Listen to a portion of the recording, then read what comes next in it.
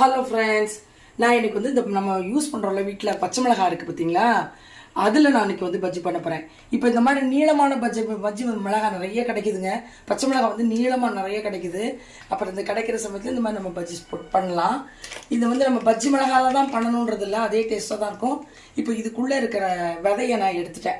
நடுவில் இப்படி கீறிட்டிங்கன்னா காம்பு எடுக்கக்கூடாது, ஏன்னா அதில் தான் நம்ம டிப் பண்ணி போட போகிறோம். அதனால் இப்படி கீறிட்டு இதில் இருக்க விதையெல்லாம் நான் எடுத்து வச்சுருக்கேன். இப்போ இதுக்கு தேவையான பொருட்கள் என்னென்னா கடலை மாவு, அப்புறம் அரிசி மாவு, அதான் நம்ம கலக்க போகிறோம். தேவையான அளவுக்கு கலந்துக்கலாம். இப்போ இந்த மிளகாய்க்கு எவ்வளவோ அதை நான் எடுக்கிறேன்.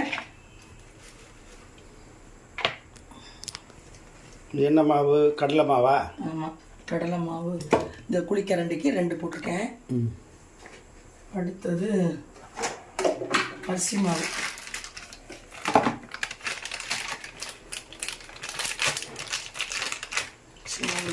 கால் போட்டுக்கலாம். இந்த கரண்டிக்கு 1 போட்டிருக்கேன். போட்டாச்சு. இப்போ கொஞ்சம் போல பெருங்காயம், உப்பு,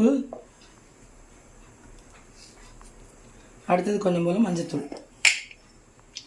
நீங்கள் பஜ்ஜி மாவு கூட விற்கிது, அது கூட வாங்கி நீங்கள் செஞ்சுக்கலாம். பஜ்ஜி போண்டா செய்யறதுக்கெலாம் இப்போல்லாம் மாவு விற்கிது. நான் எப்போதுமே அது மாதிரி பண்ண மாட்டேன். வீட்டில் அரைக்கிற மாவு தான். கொஞ்சோண்டு ஆப்பசோடா போடணும். ஆப்பசோடா போட்டிங்கன்னா தான் நல்லா வரும் பஜ்ஜி. நான் இங்கே எண்ணெய் காய வச்சுருக்கேன். உப்பு போட்டுட்டேன், எல்லாமே போட்டுட்டோம். மிளகாவை இப்படி எடுத்து வச்சுக்கலாம். அடுத்தது இந்த கரண்டி இருக்குது பார்த்தீங்களா, இது கொஞ்சம் போல் எண்ணெய் இப்போனால இதை கலந்துடும். வந்துட்டு இருங்க, தண்ணி எடுத்துகிட்டு வந்துடுறேன்.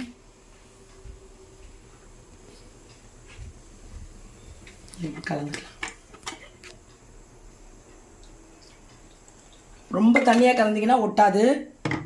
அதனால் பஜ்ஜி மாவு மட்டும் பார்த்து கலக்கணும். கொஞ்சம் திக்காக தான் இருக்கணும். அந்த பதம் இருந்தால் போதும், கரெக்டாக இருக்கும். இப்போ நான் இதில் என்ன பண்ண போகிறேன்னா கொஞ்சம் எண்ணெய் ஊற்ற போகிறேன். எண்ணெய் ஊற்றுனீங்கன்னா கொஞ்சம் மொறு நல்லாயிருக்கும் பஜ்ஜிக்கு.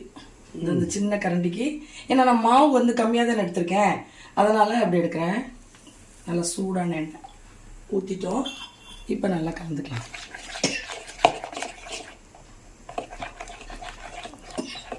மாவா?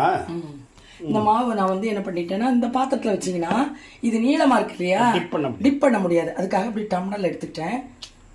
இப்போது நம்ம இந்த காம்பை பிடிச்சிக்கலாம். பிடிச்சிட்டு நல்லா அப்படி சுற்றிக்கோங்க, நல்லா ஒட்டிக்கும்.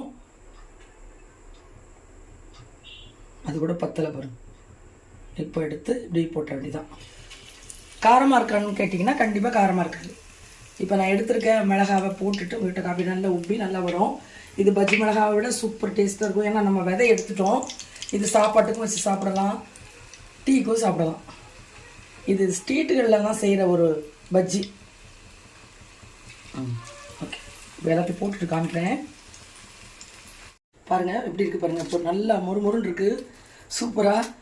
இதை நீங்கள் பஜ்ஜி மிளகாவில் பண்ண மாதிரியே அதே ஷேப்பில் தான் வந்திருக்கு. இந்த மாதிரி மிளகாலாம் இப்போ நிறைய கிடைக்குது. இந்த பாருங்கள் எவ்வளோ நீளமாக இருக்குது பார்த்தீங்களா. அதனால தான் இதை செய்யலான்ட்டு இன்றைக்கி செஞ்சேன்.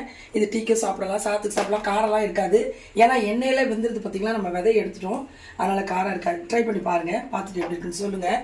நெக்ஸ்ட்டு நம்ம இன்னொரு வீடியோவில் மீட் பண்ணலாம். பாய்.